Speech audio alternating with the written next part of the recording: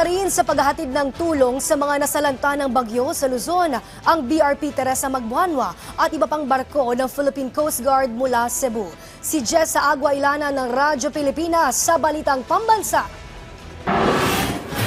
Muling nasa daungan ng Cebu City ang BRP Teresa Magbanwa ng Philippine Coast Guard upang magkarga ng panibagong batch ng family food packs mula sa Visayas Disaster Relief Center o VDRC sa Cebu. Nasa 11,000 boxes ng family food packs ang nakatakdang dalhin sa rehiyon ng Bicol bilang dagdag ayuda para sa mga nabiktima ng bagyong Christine. Ito ay matapos makumpirma ng DSWD Bicol Region na nasa warehouse na nila ang nasa 13,600 family food packs mula din sa VDRC at sakay ng BRP Teresa Magbanwa at iba pang Coast Guard vessels bago pa mag-undas. Ayon kay Philippine Coast Guard District Central Visayas Commander Commodore Winiel Azcona, nataon na tapos na ang pagkumpuni sa BRP Teresa Magbanwa sa Danao City, kaya naman ay nagamit ito ng PCG upang tumulong sa paghahatid ng family food packs para sa nasalanta ng bagyo sa Luzon. Maging ang mga barko na nadistino sa Palawan, ani Azcona, ay tumutulong na rin upang mas mabilis na makarating sa Bicol Region ang ayuda mula sa gobyerno. Ang barko na Teresa Magbanwa ang may sa Danuan,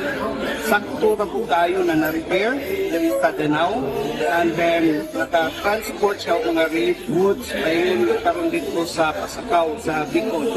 And ako pong sa barko na to na Port Convert ang Port OA kauban ni Teresa Magbanwa nag-transport po ng mga relief goods.